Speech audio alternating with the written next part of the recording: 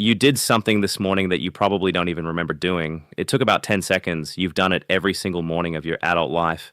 And if you're over 60 and taking anything for your blood pressure, your heart, or your cholesterol, it could be one of the most dangerous things you do all day.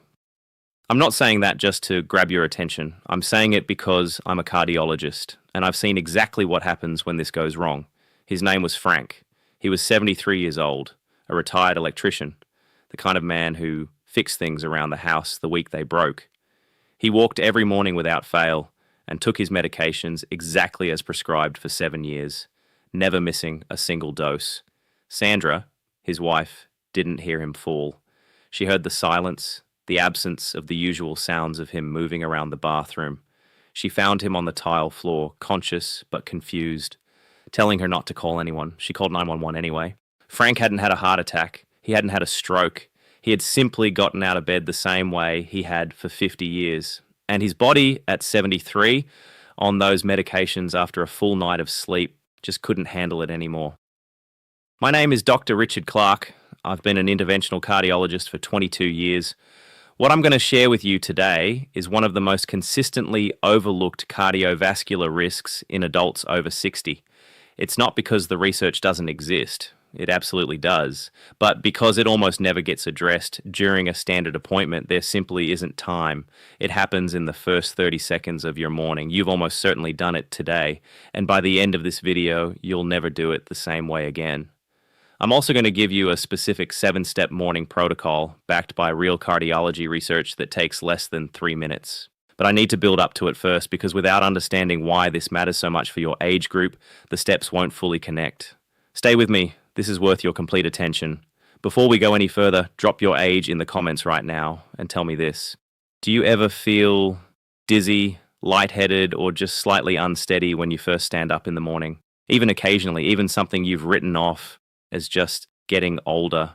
I want to know because you'd be surprised how many people reading your comment are going to say, "That's me too." Let me take you back to Frank. Frank wasn't what anyone pictures when they imagine someone at cardiac risk. He was sharp, active, proud of the vegetable garden he'd built in his backyard the summer after he retired.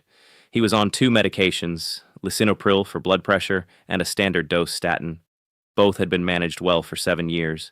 At his last appointment, I'd told him his numbers looked good. But Frank had a habit. Every morning, alarm at 6:15, sit up fast, legs over the side, stand, head to the bathroom, 10 seconds from start to finish. He'd done it that way his entire adult life. For most of his life, his body handled it without a second thought. Sandra didn't hear the fall that first morning.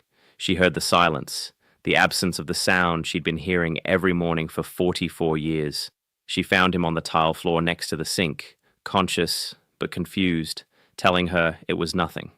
She called 911. At the hospital, his EKG was clean, blood work largely unremarkable, no heart attack, no stroke. The attending physician was thorough, ran everything that should be run, and by late afternoon, Frank was discharged. His paperwork listed the cause as a vasovagal episode, medically accurate, but it told Frank and Sandra nothing they could actually use, nothing that would change what happened the next morning. 3 weeks later, Frank fell again. This time he caught the corner of the vanity on the way down, 7 stitches above his left eye. He told me later the first fall had scared him. The second one scared Sandra in a way that doesn't go away. That second fall brought Frank to my office. When I sat across from him and asked not about his medications, not about his diet, but about his actual morning, the first 4 minutes of his day, the picture became very clear, very fast. Frank was doing what almost every patient I see over 65 does without realizing it carries a cost, and nobody had ever told him. Not because his previous doctors were careless, but because in a standard 15-minute appointment, this conversation simply hadn't had room to happen yet. Here's what I need you to understand about your body in those first 30 seconds of the morning. The first thing you need to know about is orthostatic hypertension. Orthostatic means related to standing upright. Hypertension means low blood pressure. Together they describe something well documented and remarkably common, a significant drop in blood pressure within 3 minutes of standing, causing dizziness, lightheadedness, blurred vision, and in serious cases, fainting and falls.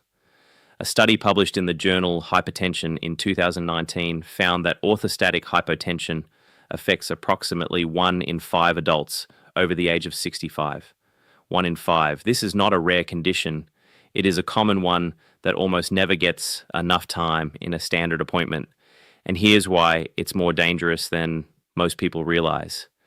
It isn't always dramatic. Many people with orthostatic hypertension don't faint. They just feel briefly off when they stand, a moment that passes in seconds and gets filed away as just getting older. But research from the American Heart Association has shown that repeated episodes, even mild ones, are associated with significantly increased risk of falls, cardiovascular events, and cognitive decline over time. This is not something to file away. This is something to act on. The second reason the morning is specifically dangerous is the cardiovascular system's circadian pattern.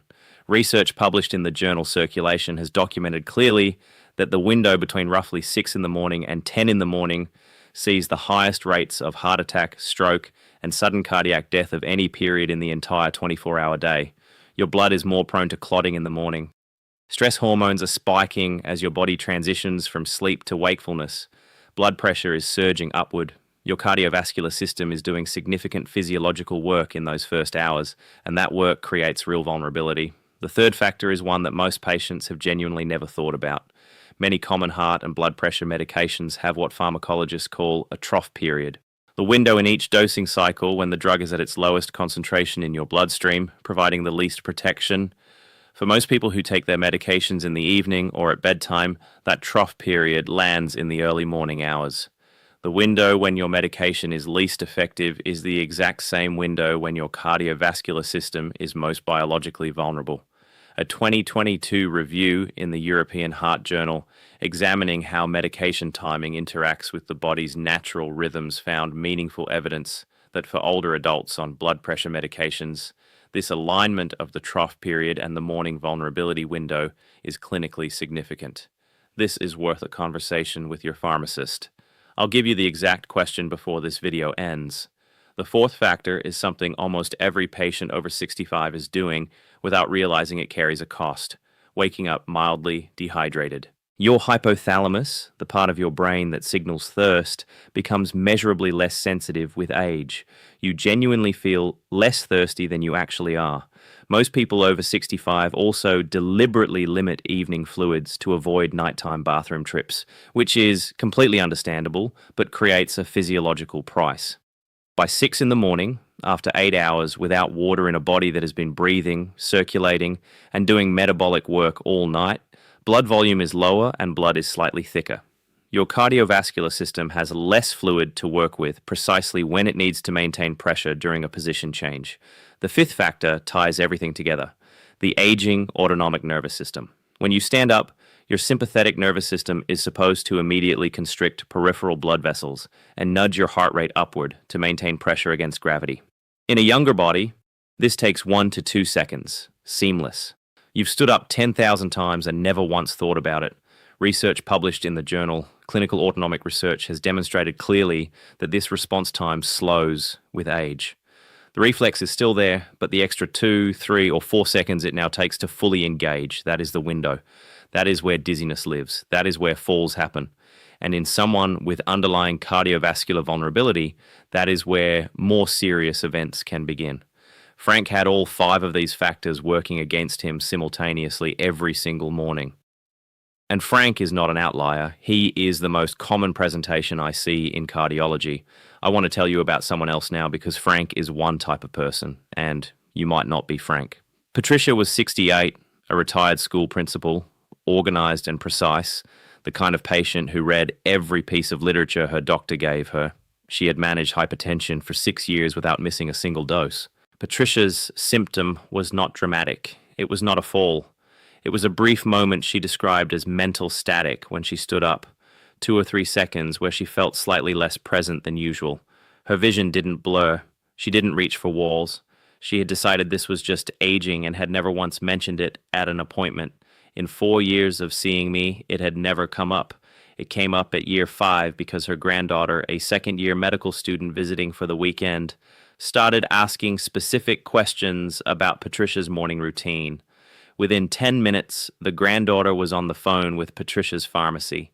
What Patricia had been quietly experiencing and normalizing and filing away as nothing for potentially years was subclinical orthostatic hypotension, present, measurable, associated in the research literature with increased long-term risk of cognitive decline and cardiovascular events, not dangerous enough on its own to announce itself. A warning signal that looked exactly like Tuesday morning. Patricia is more common in my practice than Frank. The dramatic fall is the visible outcome. The quiet daily symptom that gets normalized is far more common and far more likely to describe someone watching this right now. How many mornings have you stood up and felt slightly off and just told yourself it was nothing? Comment below and tell me honestly, because you'd be surprised how many people are going to read that and say, I thought I was the only one. So let me name it directly. The morning mistake is this: standing up immediately after waking, moving from horizontal to vertical before your cardiovascular system has had any time to transition from its sleep state physiology to its upright active physiology. That is it. That is the 10-second action that carries a completely different risk profile in a body over 65 than it did at 40. Same action, different body, different stakes. Here's what happens inside your body when this goes wrong. You're lying down. Blood is distributed relatively evenly. Your heart is working comfortably without fighting gravity. You stand up fast. Roughly 300 to 800 milliliters of blood, which is somewhere between 1 and 3 cups, shifts downward into your legs under gravity. Your sympathetic nervous system is supposed to respond instantly, but in someone over 65, with all 5 compounding factors in play, it lags 2, 3, maybe 4 critical seconds. Cardiac output drops. Cerebral blood flow decreases. That is the window. That is where dizziness lives. That is where falls happen. And in someone with cardiovascular vulnerability, that is where more serious events can begin. This is called the morning cardiovascular vulnerability window. It is real, it is well documented, and it is completely preventable. Here's the morning protocol I gave Frank. I've given versions of this to hundreds of patients. Write this down or save this video because these steps are the part that actually changes things. The first thing to do before the covers even come back is to spend 20 to 30 seconds moving your feet and ankles while you're still lying flat. Rotate your ankles in slow circles both directions and flex your feet upward toward your shins and back repeatedly. Your calf muscles act as a secondary circulatory pump for your lower body. Activating them before you stand directly reduces the gravitational blood shift that causes orthostatic hypotension. 30 seconds, you don't even have to turn the light on. The second thing is to drink water before your feet hit the floor. There needs to be a glass of water on your nightstand every single night without exception. 8 ounces minimum. Drink it before you change positions, not after you get to the kitchen, not with your medications, before you sit up. This directly addresses morning dehydration, increases circulating blood volume, and gives your cardiovascular system what it needs to maintain pressure during the position change. This single habit change has made the fastest measurable difference for more of my patients than anything else on this list. The third thing is what I call the 60-second sit. Sit on the edge of the bed for a full 60 seconds before you stand. Set a timer the first few times if you need to. Not 5 seconds, not 20, 60. Sitting upright is an intermediate cardiovascular position. Your body is adjusting to partial gravitational load. Your autonomic nervous system is engaging. You're giving your body the time it needs to prepare for being fully vertical instead of ambushing it. This is the single most evidence-supported behavioral intervention for orthostatic hypotension in geriatric cardiology. 60 seconds. The fourth thing is to stand next to something. When you do stand, do it within arm's reach of the nightstand, the bed frame, or the wall. Not because you expect to fall, but because you're building in a margin for those first 3 to 4 seconds of autonomic adjustment. This is not weakness. This is intelligent management of a known physiological window. The fifth thing is a specific question for your pharmacist. At your next medication refill this week, if possible, ask this exact question. Given everything I'm taking, is there a timing adjustment that would reduce my morning cardiovascular risk? Your pharmacist has your complete medication list. They understand trough periods and peak periods intimately. They're a profoundly underused resource for exactly this kind of optimization. This conversation is free. It could be one of the most valuable 10 minutes you have this year. The sixth thing is to start logging your morning blood pressure and bring a specific request to your next doctor's appointment. Take your blood pressure each morning before your medications while seated. Write it down with the date, time, and reading. Bring that log to your next visit and ask your doctor this by name. Can we perform orthostatic blood pressure testing at my next visit? It takes 2 minutes. You lie down, they measure, you stand, they measure again at 1 minute and at 3 minutes. That simple test tells your doctor definitively whether you have clinically significant orthostatic hypertension. Many patients have never had it performed. You now know to ask for it by name. The seventh thing, and this one is not optional, is to share this protocol with the people in your life who need it. Share it with every person in your household on heart or blood pressure medication. Share it with your adult children. If you have a friend who has mentioned morning dizziness, call them today, not next week, today. Send them this video, not a text summarizing the steps, this specific video, because the steps without the context don't carry the same weight. Right now, someone in your life is waking up every morning with the same 5 factors Frank had: slowed autonomic response, medication at its trough, mild dehydration, morning cardiovascular surge, and they're standing up immediately the way they have for 50 years until the margin runs out. They are not going to get this information from their next 15-minute appointment, not because their doctor is careless, but because there's more clinically relevant information for a patient over 65 than fits into the available time. Whether someone has this information should not depend on whether their doctor happened to cover it at their last visit.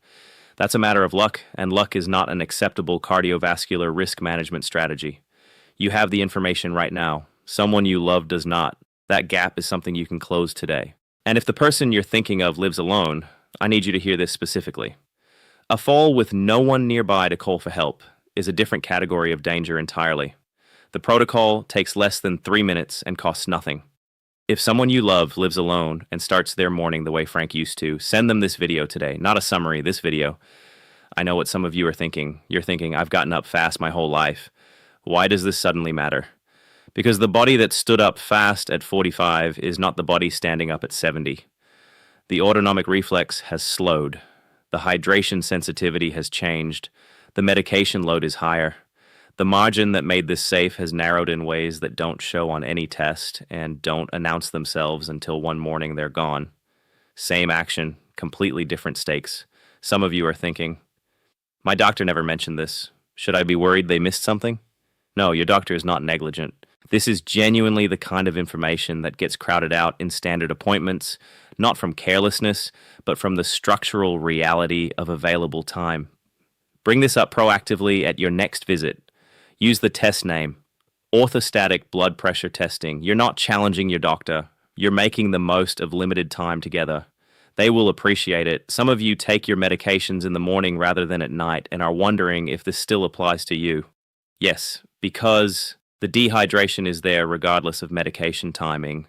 The autonomic lag is there regardless. The circadian morning vulnerability window is there regardless. Medication timing is one layer worth discussing with your pharmacist, but the behavioral protocol matters for everyone in this age group on these medications, morning or evening dosing, and some of you have no noticeable symptoms and are wondering whether any of this actually applies to you. The absence of symptoms is not reassurance. Patricia had no dramatic symptoms for years. The diagnostic standard is orthostatic blood pressure testing, not how you feel on any given morning. Ask for that test by name at your next appointment. 2 minutes for a definitive answer. Frank is 75 now. He still walks every morning. He still keeps the vegetable garden. Sandra tells me he has become almost evangelical about the water on the nightstand. He bought a specific glass for it, keeps it on a small tray. He does his ankle circles before the covers come back. He sits on the edge of the bed for 60 seconds and watches the light change in his backyard. He told me at his last appointment, and I wrote this down because I wanted to remember it. I spent 50 years thinking the morning was just the morning. Now I think of it as the part of the day that requires a little more respect. That's exactly right. Not fear, not restriction, respect. An acknowledgement that the physiology of waking up at 73 is more complex than it looks, and that a small, deliberate adjustment can meaningfully change what that complexity costs you. About 6 months after his second fall, Frank mentioned the morning protocol to his neighbor at a block party. She had said something offhand about feeling dizzy some mornings. Frank asked her a few questions and told her about the 60-second sit. She brought it to her doctor. She was diagnosed with clinically significant orthostatic hypotension that had been present and completely undetected for over a year. The information existed, the testing existed, the conversation just hadn't happened yet. Frank made it happen over a backyard fence on a Saturday afternoon. अगर ये video पसंद आ रहा है तो channel को subscribe कर देना और बेल आइकॉन भी दबा देना ताकि नोटिफिकेशन मिलती रहे. You deserve to walk into your next appointment knowing this. Before you close this video, I want you to do one thing. Comment below with one of 3 responses. Write protocol if you're implementing these steps starting tomorrow morning. Write doctor conversation if you're bringing up orthostatic blood pressure testing at your next appointment. Write sharing if there's a specific person in your life who needs to see this today. You don't have to say their name, just write it. I read these comments. My team reads these comments. They're a record of a decision you made today. If you haven't subscribed yet, please do. Every video on this channel is built on the same standard. Real research, real patients, real information that belongs in your conversations with your medical team. Save this video. The protocol is here, the doctor questions are here, the pharmacist question is here. Come back to it before your next cardiology appointment. Frank stood up fast on a Thursday morning and ended up on the floor with 7 stitches above his eye. He didn't have to. The information existed. The fix was 3 minutes and a glass of water on a nightstand. The conversation just hadn't happened yet. That conversation happened today. Use it.